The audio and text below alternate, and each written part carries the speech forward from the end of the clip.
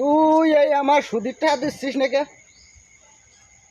তুই তো খুব খারাপ কাজ করতেছিস। হ্যাঁ, দিবি দিবি, আজকে দিবি, কালকে দিবি। হ্যাঁ, তুই এই করতেছিস কে? কদি বাড়ি সুদীপ তো দাটা আনলাম তোমারও আগ্রান মাসে দান তো দিয়ে দিছি, আধমনের দান দিয়ে দিলাম না। মানে আধমনের দান দেওয়ার পরে যদি আবার বছর সালে সুদ চাও, তাহলে আমরা গরিব মানুষ কেম ভাই বাঁচবো বাড়ি? তুই কলি যে আমি তুই কলি যে আমি টাকা না দিই সুদ দিয়ে দেবানি। এই যে 5-6 মাস হয়েছে, যা হয়েছে, টাকা না করিস তাই সুদটা দিয়ে দে।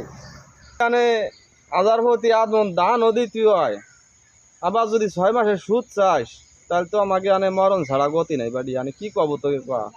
তোরা বড় লোক মানুষ, বড় বংশের লোক, আমরা যা কব আনে তোরা যা কবে আমাকে মানতে হবে, তাই আমি কি করবো কয়া?